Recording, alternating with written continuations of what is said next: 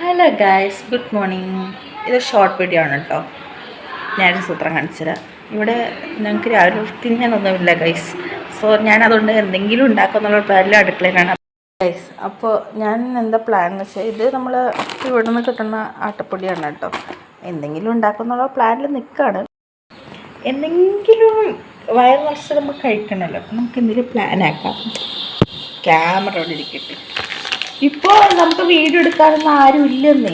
ഞാൻ ചേച്ചിയെല്ലാം അങ്ങോട്ടും ഇങ്ങോട്ടും എടുത്തോണ്ടൊക്കെ ഉണ്ടായത്. ഇപ്പോൾ നമുക്ക് വേറെ വഴിയില്ലാത്തതുകൊണ്ടിട്ടാട്ടോ ഇങ്ങനെയൊക്കെ അഡ്ജസ്റ്റ് ആക്കിയിട്ട് എടുക്കുന്നത്. അപ്പോൾ എല്ലാവരും സപ്പോർട്ട് ചെയ്യാൻ ഞങ്ങളെ മറക്കരുത് കേട്ടോ. ഞങ്ങളെ മറന്നില്ല, ഞങ്ങൾക്കറിയാം. എന്നാലും ഞാൻ പറഞ്ഞതേ ഉള്ളൂ. അപ്പോൾ ഞാൻ ഇതാ ഈ പണിയിലാണ്. ഇത് ചെയ്ത് കഴിഞ്ഞിട്ട് വരാം. അപ്പോൾ ഗൈസ്, എൻ്റെ പരിപാടി എന്ന് വെച്ചാൽ മനസ്സിലായല്ലോ. പുട്ടുകുറ്റി കണ്ടല്ലോ, അറിയാമല്ലോ നമ്മൾ പുട്ടാണ് ഉണ്ടാക്കുന്നത്. അപ്പോഴേക്കും പുട്ട് കഴിക്കാനാണെന്ന് ഒരിക്കലല്ല കേട്ടോ. പുട്ട് ഉണ്ടാക്കുകയാണ്. പക്ഷേ പുട്ടും കൊണ്ട് വേറെ സാധനം ഉണ്ടാക്കാനാണ്. കാര്യം നോക്കിയപ്പോൾ പച്ചക്കറികളൊന്നും ഇല്ല, എല്ലാം ഇനി വാങ്ങിയിട്ടാണ്. അപ്പോൾ ഒരു ഉള്ളിയും ഒരു തക്കാളിയും ഒരു ക്യാബേജും ഒരു ക്യാരറ്റിൻ്റെ ഏതോ ഒരു പീസും ഒരു കുറച്ച് മല്ലിയില ഫ്രിഡ്ജിൽ കണ്ടു. അപ്പം ഞാൻ ചേച്ചിനോട് ചോദിച്ചു, ചേച്ചി പുട്ടുണ്ടാക്കാമല്ലോ. അപ്പോൾ ചേച്ചി എന്നോട് വന്നിട്ട് ചോദിക്കണം കേട്ടോ, എന്താ നീ ആക്കുന്ന ഈ സമയം കൊണ്ട്? അപ്പോൾ ഞാൻ പറയാം, ചേച്ചി ഞാനൊരു സാധനം ഉണ്ടാക്കുകയാണെന്ന് ഇങ്ങനെ ചേച്ചിനോട് കഥയും പറഞ്ഞുകൊണ്ട് ഉണ്ടാക്കുക കേട്ടോ. അപ്പോൾ പുട്ടൊക്കെ ഞാൻ വേവിക്കാൻ വെച്ചു ആവിയിൽ. അപ്പോൾ ചേച്ചി പുറകിൽ വൃത്തിയാക്കൽ പരിപാടിയാണ്.